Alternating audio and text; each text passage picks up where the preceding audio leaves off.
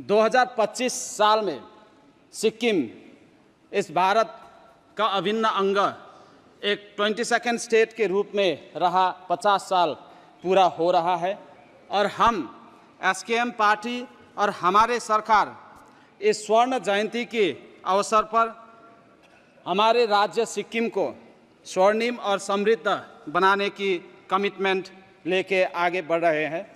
पिछले 10 साल में एनडीए सरकार ने सिक्किम को हर सेक्टर में सहयोग किया है। सिक्किम के विकास के लिए बहुत सारे काम किया गया है। जो सिक्किम एक हिमालय राज्य है और वहाँ के रोड्स बहुत नैरो हुआ करता था और सिक्किम में एक ही नेशनल हाईवे था जो कि सेवक से लेके गंगटोक तक 2 लेन वाला था और आज भी वो सेवक से लेके रंफू तक का जो NH10 का स्ट्रेच है इसमें बहुत सारे डिस्टर्बेंसेस है।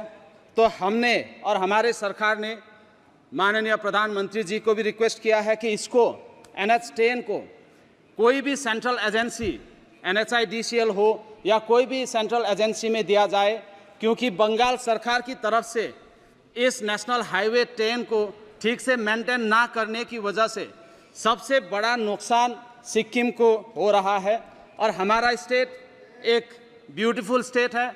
आप सब कहीं हम सदस्यों ने सिक्किम में टूरिज़्म और घूमने के लिए आए होंगे और लास्ट 10 इयर्स में तो एनडीए सरकार बनने के बाद हमारे मंत्री लोग हर एक 3 महीने में हर एक महीने में सिक्किम आ रहे हैं और सिक्किम एक बहुत ही पीसफुल स्टेट है। जिन पीसफुल स्टेट को हम इसको मेंटेन करने के लिए सिक्किम सरकार ने हर काम किया है।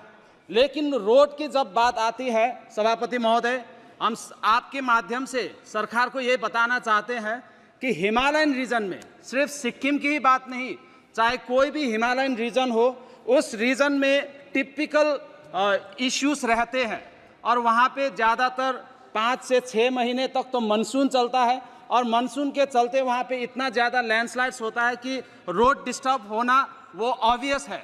इसलिए हम सरकार से यही निवेदन करना चाहते हैं कि Himalayan region, not only Sikkim but entire Himalayan region के लिए जो पॉलिसीज़ बनते हैं रोड्स में हो और कोई भी पॉलिसीज़ में एक्सेप्शन रखनी चाहिए और उसके लिए फंड्स और उसके लिए पॉलिसीज़ अलग से बनना चाहिए।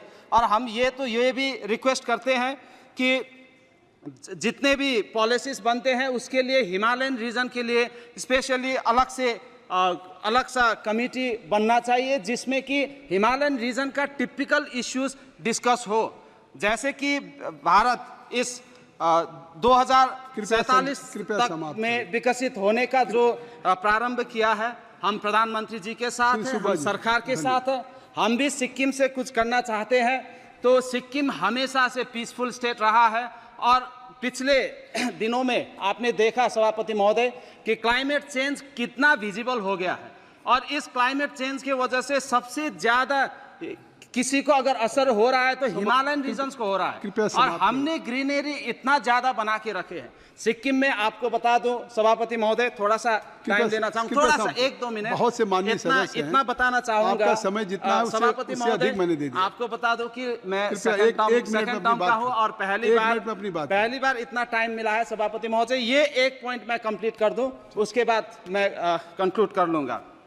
तो जितने भी हिमालयन ये क्लाइमेट चेंज इतना विजिबल हो गया है, ये हीट वेव हुआ, अनप्रेसिडेंटेड रेनफॉल हो रहा है, ऐसा रेनफॉल हमने कभी देखा नहीं। और सिक्किम में लास्ट ईयर इतना बड़ा फ्लड हुआ जिसका हमें एक्सपेक्टेशन था ही नहीं और इसका रिपोर्ट हम पूरा बना के सरकार को दे भी चुके हैं और एनडीए सरकार हमें पूरा सहयोग कर रहे हैं इसमें। तो हम इतना चाहते हैं कि सिक्किम के लिए भी और हिमालयन रीजन के लिए अलग सा पॉलिसी बनाने का डिस्कशन बनाने का एक कमेटी बनाया जाए जिस कमेटी में हमारा टिपिकल इश्यूज हो और इस डिलिमिटेशन के साथ हमारे वुमेन एम्पावरमेंट को भी आगे बढ़ाया जाए। इसी के साथ मैं राष्ट्रपति जी का अभिभाषण का पूर्ण समर्थन करता हूं। Thank you so much.